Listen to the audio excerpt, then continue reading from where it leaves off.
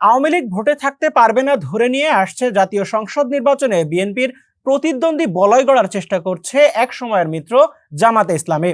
ধর্মভিত্তিক দলের জোট এবং অন্যদের সঙ্গে নির্বাচনী সমঝোতার এ প্রচেষ্টা আটকাতে তৎপর বিএনপিও। জামাত যে দলগুলোর দিকে হাত বাড়াচ্ছে, বিএনপিও সেগুলোর কাছে টানার চেষ্টা করছে। এ নিয়ে আজ দৈনিক সমকালে জামাতের বর্ষি বিএনপির জাল শিরোনামে একটি প্রতিবেদন প্রকাশিত হয়েছে। প্রতিবেদন নিয়ে কথা বলতে সংবাদ পর্যালোচনায় উপস্থিত হয়েছেন সমকালের বিশেষ প্রতিনিধি রাজীব আহমেদ। রাজীব আহমেদ, আপনাকে সমকাল স্টুডিওতে স্বাগতম। ধন্যবাদ। শুরুতেই আপনার কাছে জানতে চাইবো, এক সময়ের জোটসঙ্গী জামাতের সঙ্গে বিএনপির এখন আসলে সম্পর্কটা কেমন? সেটা হচ্ছে বিএনপি জামায়াত প্রায় 1999 থেকে 2022-এর ডিসেম্বর পর্যন্ত একসঙ্গে প্রায় 23 বছর একটা রাজনৈতিক জোটে ছিল। প্রথমে 4 দলীয় জোট, তারপর 20 দলীয় জোট। 2022 সালে এই দুটি দলের জোট কিন্তু সমঝোতার ভিত্তিতে ভেঙেছে। তখন জোটের পরিবর্তে একটা যুগপৎ আন্দোলন শুরু করেছিল। এখন দেখেন যে বিএনপি এবং জামায়াত সবসময় যে কথাটি তারা বলে আসছে, সেই 99 থেকে একসঙ্গে তারা সরকারে থাকলেও 99 থেকেই তারা বলে আসছে যে তাদের এই জোটটি কিন্তু কোনো আদর্শিক জোট নয়। যেমন আওয়ামী লীগ নেতৃত্বাধীন 14 দলীয় জোট বা বাম গণতান্ত্রিক জোট বা বামদের যে জোট, এই জোটগুলো কিন্তু আদর্শিক জোট, মানে এখানে যে শরিকরা আছে তারা কিন্তু মোটামুটি সিমিলার আদর্শের দল। বিএনপি এবং জামায়াতের বক্তব্য স্পষ্ট ছিল যে তাদের এই জোট আদর্শিক জোট না, তাদের এই জোট ছিল নির্বাচনী জোট এবং রাজনৈতিক জোট। তো রাজনীতিতে তাদের প্রধান প্রতিপক্ষ ছিল আওয়ামী লীগ। তো আওয়ামী লীগ যতদিন শাসন ক্ষমতায় ছিল বা আওয়ামী লীগ যতক্ষণ পলিটিক্সে ডমিনেন্ট প্লেয়ার ছিল, ততক্ষণ পর্যন্ত তারা তাদের স্বার্থে একসঙ্গে ছিল, যেহেতু এটা রাজনৈতিক জোট। 5 আগস্ট পরবর্তী সময়ে আওয়ামী লীগ মাঠে নেই।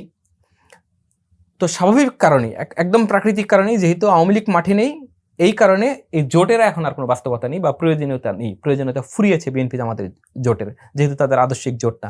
এই কারণে তারা আলাদা হয়ে গিয়েছে, এই কারণে যে যার পলিটিক্স করছে। এই দুইটি দলের সঙ্গেই যখন আমরা কথা বলেছি, তখন তাদের কাছ থেকে এই জবাবটা এসেছে যে এখন আর এই জোটের কোনো প্রয়োজনীয়তা নেই। আচ্ছা, আপনি আরেকটা জিনিস দেখেন, সেটা হচ্ছে যে আগামী নির্বাচনটা কেমন হচ্ছে তার উপর তো নির্ভর করছে। তো আগামী নির্বাচনে আওয়ামী লীগ থাকছে কিনা, যদি আওয়ামী লীগ থাকে নির্বাচনে, তাহলে আপনি হয়তোবা এমনও হতে পারে, আমি বলছি এমনও হতে পারে যে বিএনপি জামাতকে আবার আপনি একটি জোটে দেখতে পাবেন। কিন্তু আগামী নির্বাচনে যদি বর্তমান পরিস্থিতি থাকে এবং আওয়ামী লীগ যদি নির্বাচনে আসে, বর্তমান পরিস্থিতি থাকবে এবং আওয়ামী লীগ নির্বাচনে আসবে, তাহলে আপনি তাদের মধ্যে জোট দেখতে পাবেন না। এর কারণ হচ্ছে তখন আওয়ামী লীগ নির্বাচনে খুব বড় শক্তি থাকবে বলে আমার মনে হয় না, যদি বর্তমান পরিস্থিতি অব্যাহত থাকে। আর আওয়ামী লীগ যদি নির্বাচনে না আসে, সেই ক্ষেত্রে বিএনপি জামায়াতের জোটের কোনো রকম কোনো সম্ভাবনা নেই। কারণ তখন দেখা যাবে যেমন যে শূন্যস্থানটা তৈরি হয়েছে আওয়ামী লীগ না থাকার কারণে, এই শূন্যস্থানটা কেউ না কেউ পূরণ করার চেষ্টা করবে। আর আগামী সংসদে দুইটি দলই তো সরকারি দল হবে না, একজন সরকারে বসবে, একজন বিরোধী দলে বসবে। বিএনপি সরকারে বসবে বলে মনে হচ্ছে, বা বিএনপি একটি বড় দল, বিএনপির সংগঠন সারা দেশ জুড়ে বিস্তৃত, এই কারণে ধারণা করা হচ্ছে যে হয়তো বিএনপি নির্বাচনে জিতবে। জামায়াত চেষ্টা করছে এই জায়গায় যে বড় একটি বিরোধী দল হওয়ার বা বিএনপির প্রতিদ্বন্দ্বী হওয়ার। বিএনপির মানে আমি যেটা বলতে চাই সেটা হচ্ছে জামায়াতের চেষ্টা হচ্ছে যে এই মুহূর্তে নিজেকে বিএনপির প্রতিদ্বন্দ্বী হিসেবে প্রিটেন্ড করা, এই কাজটি জামায়াত করছে। এবং বিএনপি তার নিজস্ব রাজনীতি করছে, এই কারণেই তাদের মধ্যে এই মুহূর্তে জোট নেই। এবং যতক্ষণ পর্যন্ত তাদের কমন কোনো এনিমি না আসবে রাজনীতির মাঠে, যে দুইজনের শত্রু যেমন বন্ধু, যতক্ষণ পর্যন্ত তাদের দুইজনের কোনো কমন এনিমি না আসছে, ততক্ষণ পর্যন্ত এই দুই দলের মধ্যে আমি জোটের কোনো সম্ভাবনা দেখি না।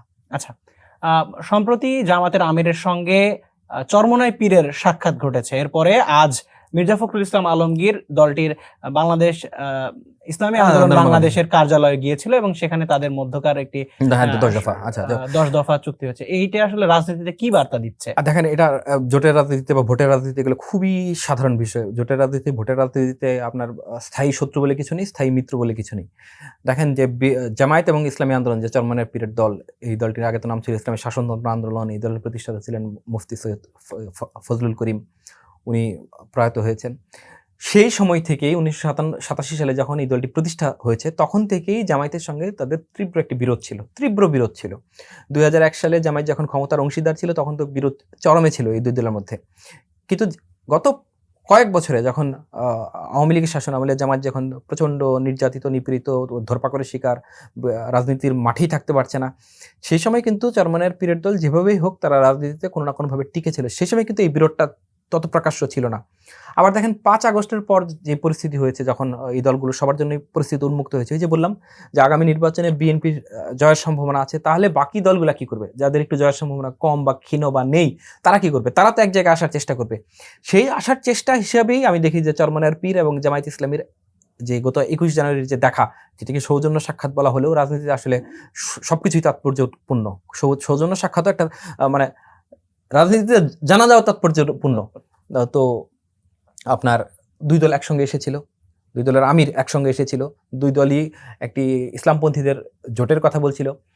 আজকে চরমনাইয়ের পীরের দল ইসলামী আন্দোলনের নেতাদের সঙ্গে আমার যে কথাগুলো হয়েছে, তারা যেটি বলেছেন সেটি হচ্ছে যে বিএনপির সঙ্গে তারা একটি জাতীয় ঐক্যমতের বিষয়ে কথা বলছেন, কিন্তু ইসলামী দলগুলোর যেই জোট বা ইসলামী দলগুলোর প্রতি আসনে একজন একক প্রার্থী, সেই জায়গায় তারা এখনো রয়েছেন, কিন্তু শেষ পর্যন্ত থাকবেন কিনা আমি নিশ্চিত না। আজকে সমকালের যে প্রতিবেদন ধরে আপনি কথা বলছেন যে বিএনপির বর্ষি, জামায়াতের বর্ষি, বিএনপির জাল, আপনি দেখেন যে গত ৫ আগস্টের পরবর্তী সময়ে জামায়াত যেই দলগুলোর সঙ্গে আপনার কোনো সমঝোতার চেষ্টা করেছে, আলোচনার চেষ্টা করেছে, যেমন প্রথমে ছিল যে ১২ দলীয় জোটের সঙ্গে জামায়াত একটি আলোচনায় বসলো গত ১৫ই আগস্ট।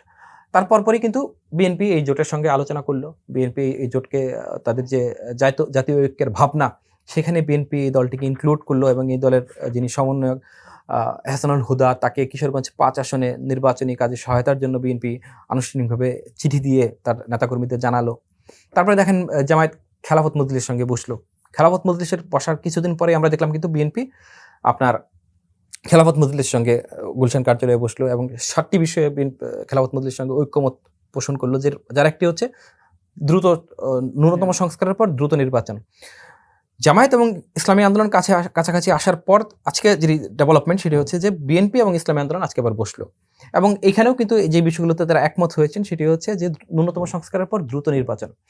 জামায়াতের কোনো নেতা কিন্তু এখনো বলছেন না যে তারা নির্বাচনটি বিলম্বিত হোক এমনটি চান, কিন্তু রাজনীতিতে তাদের যে বক্তৃতা, বিবৃতি এবং অ্যাটিচিউড, তাদের স্পষ্ট যে তারা নির্বাচনের চেয়ে বেশি গুরুত্ব দিচ্ছে সংস্কারকে। বা জামায়াত যে ছাত্রনেতারা আছেন তাদের মতো জামাতও চাইছে যে নির্বাচনটা সংস্কারের পরে হোক। এক্ষেত্রে জামাতের নেতাদের সঙ্গে আমার যে আলোচনা, তাদের যে ভাবনা সেটি হচ্ছে যে আগামী নির্বাচনে হয়তো বিএনপি জিতবে। তো বিএনপি জিতলে বিএনপি ক্ষমতায় যাওয়ার পর নিজের মতো করে সংস্কার করার সুযোগ পাবে বা নিজের মতো করে সংস্কার করার ক্ষমতা পাবে। সেই ক্ষেত্রে তাদের যে আকাঙ্ক্ষা, জামাতের যে আকাঙ্ক্ষা, জামাত যেভাবে সংস্কার চায় সেটি পূরণ হবে না। এই জন্য তারা চায় যে বর্তমান যে সরকার রয়েছে, নির্দলীয় একটি অন্তর্বর্তীকালীন সরকার, সেই সরকারের অধীনেই সেই সরকার থাকতে থাকতেই সংস্কার হয়ে যায়। এই কারণে তারা এই আপনার এই নির্বাচনটা একটু পরে চাচ্ছে, সংস্কারটা মানে নির্বাচনের আগে সংস্কার চাচ্ছে। আর বিএনপি যেটি বলছে যে নির্বাচনের পর সংস্কার। আমরা যেটি বলছিলাম, আমরা কিন্তু খুবই এটা ম্যাটাফোর, রূপক অর্থে ব্যবহার করেছি যে জামায়াতের বর্ষি, বিএনপির জাল। এই বিষয়টা এরকম হয়েছে যে জামায়াত যেই দলগুলোকে আলাপ আলোচনার মাধ্যমে গুছিয়ে তাদের দিকে আনে, তখন বিএনপি সক্রিয় ওই দলগুলোকে আবার নিজের দিকে টেনে নিচ্ছে। ওই দলগুলো যখন জামায়াতের সঙ্গে ছিল তখন তারা সংস্কারকে খুব গুরুত্ব দিচ্ছিল, আবার যখন বিএনপির সঙ্গে এসে ঐক্যমত পোষণ করছে তখন কিন্তু তারা সংস্কারের চেয়ে দ্রুত নির্বাচনটাকে বেশি গুরুত্ব দিচ্ছে। এই রাজনীতি আগামী নির্বাচন পর্যন্ত চলতে থাকবে এবং এটি খুব স্বাভাবিক ব্যাপার। আচ্ছা, বিএনপির আসলে যেই জাল, আমরা রূপক অর্থেই বলছি, বিএনপির জালে কোন দলগুলো আছে এবং জামাত বর্ষি দিয়েছে আসলে কোন কোন দলগুলো, যদি একটু না দেখেন, এখন শুধু জামায়াত না, যে ধর্মভিত্তিক যে নিবন্ধিত দলগুলো আছে, যে বাংলাদেশ খেলাফত মজলিস, মাওলানা মামুনুল হকের নেতৃত্বাধীন, এবং হচ্ছে আব্দুল বাসিত সাহেব, আজাদ সাহেবের যেটি শুধু খেলাফত মজলিস, জমিয়তুল উলামা ইসলামা, আর ইসলামী আন্দোলন, এই 4টি দলই তো নিবন্ধিত। আর এর বাইরে 2টি নিবন্ধিত দল আছে, খেলাফত আন্দোলন এবং ইসলামী ঐক্য জোট। এই দলগুলো আবার গত 7 জানুয়ারি নির্বাচনে অংশ নিয়েছিল এবং আওয়ামী লীগের শাসন আমলে আওয়ামী লীগের সঙ্গে একরকম সম্পর্ক রেখেই চলতো। এই কারণে এই 2টি দল আবার হিসাবের বাইরে, যে তাদেরকে বারবার বলা হচ্ছে তারা ফেসিবাদের দোসর। তো এর বাইরে যে 4টি দল এবং জামায়াত, এই 5টি দল মিলে একটি জোট করার চেষ্টা করছে।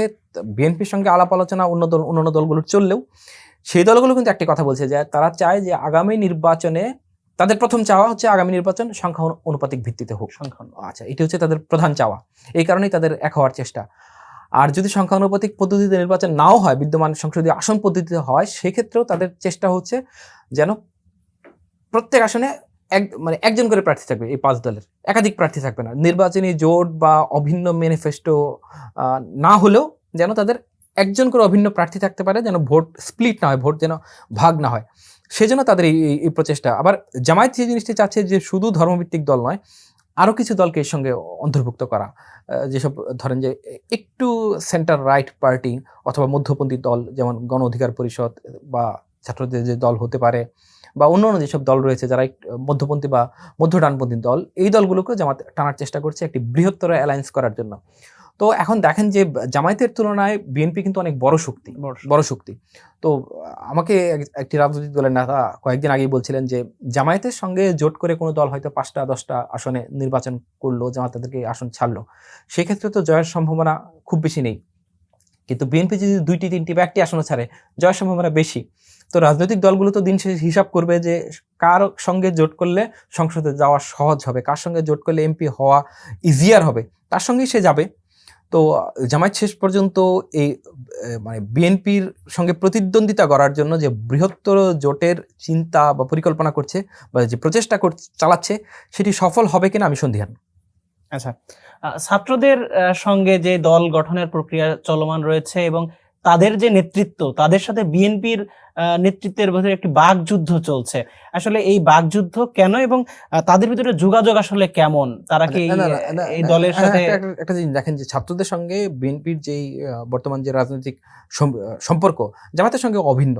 যেমন জামাত যে এরকম আগে সংস্কারকে গুরুত্ব দিচ্ছে, ছাত্ররা কিন্তু আগে সংস্কার এবং বিচারকে গুরুত্ব দিচ্ছে, তারপর তারা নির্বাচনের কথা বলছে।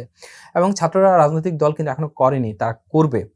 একটা বিষয় দেখেন যে 5 আগস্টের পর ছাত্ররা যখন সামনে প্রকাশ্যে আসছে, তারা কিন্তু তাদের বক্তব্যে বা নানান জায়গায় তারা অভ্যুত্থানের সময় জামায়াত এবং শিবিরের যে ভূমিকা ছিল সেটাকে তারা অনেক গ্লোরিফাই করছে বা স্বীকার করছে বা সামনে আনছে, যেটি বলেন। সেই তুলনামূলকভাবে কিন্তু বিএনপির কথা তারা সেভাবে বলছে না। এটা একটা বিএনপির ক্ষোভের কারণ হতে পারে, কারণ অভ্যুত্থানে তো সব দলই ছিল। আর আরেকটা বিষয় দেখেন যে এই ছাত্র নেতৃত্বের একটি অংশ কিন্তু একসময় কেউ না কেউ মানে ছাত্র নেতৃত্বের নেতা যারা আছেন তাদের একটি অংশ, ধরেন 10-20% বা 30%, তারা একসময় কিন্তু ডান ব্লকে ছিল বা জামায়াতের রাজনীতি করেছে বা শিবিরের রাজনীতি করেছে। এই কারণে বিএনপির দিক থেকে যে জিনিসটি বলা হয়ে থাকে যে ছাত্ররা যেসব দাবি তুলছে আসলে তারা জামায়াতের মাউথপিস, ছাত্ররা নিজস্ব কথা বলছে না, জামায়াতের হয়ে বলছে। এটি একটি সন্দেহ বা সত্যি হতে পারে, এই বিষয়ে আমরা বলতে পারবো না, যারা পলিটিক্স করছেন সরাসরি তারা বলতে পারবেন। কিন্তু আমি যে জিনিসটি সাংবাদিক হিসেবে দেখছি সেটি হচ্ছে ছাত্রদের এবং জামায়াতের চাওয়ার মধ্যে তাদের যে লক্ষ্য, এই চাওয়ার মধ্যে একটি মিল রয়েছে, একটা অ্যালাইন রয়েছে যে নির্বাচন কবে হবে, কিভাবে হবে, এই ভাবনাটা তাদের মধ্যে রয়েছে, একটা মিল রয়েছে। আরেকটা বিষয় যেটা হচ্ছে যে বিএনপির তরফ থেকে এখন আর খোলাখুলি বলা না হলেও আগে এক সময় সেপ্টেম্বর দিকে বলা হয়েছিল যে আওয়ামী লীগ নির্বাচনে আসলে তাদের আপত্তি থাকবে না বা আওয়ামী লীগের ভবিষ্যৎ কি হবে সেটি জনগণ ঠিক করবে নির্বাচনের মাধ্যমে।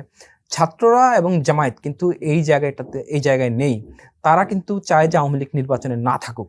আওয়ামী লীগ না থাকুক মানে আওয়ামী লীগের কোনো নমনীয় ভার্সন বা শেখ হাসিনা বিহীন আওয়ামী লীগ এরকম কিছু না। ছাত্রদের চাওয়া বা জামায়াতের চাওয়াটা অত্যন্ত পরিষ্কার যে তারা চায় যে আওয়ামী লীগ একেবারেই না থাকুক।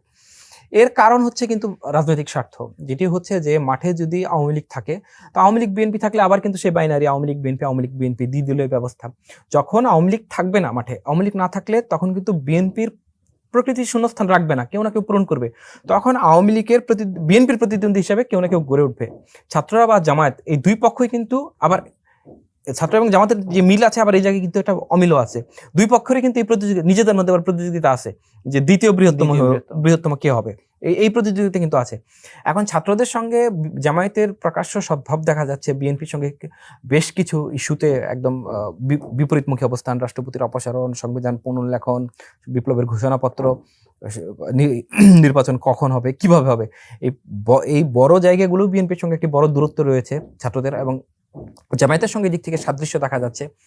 এখন আমি যতদূর জানি এবং আমাদের যে সূত্রগুলো রয়েছে ছাত্রদের মধ্যে বা বিএনপির মধ্যে বা জামায়াতের মধ্যে, সূত্রগুলোর ভাষ্য সেটি হচ্ছে যে ছাত্রদের সঙ্গে জামায়াতের সদ্ভাব দেখা গেল, বিএনপিরও কিন্তু ছাত্রদের সঙ্গে যোগাযোগ রয়েছে। এরকম নয় যে বিএনপির সঙ্গে ছাত্রদের যোগাযোগ নেই।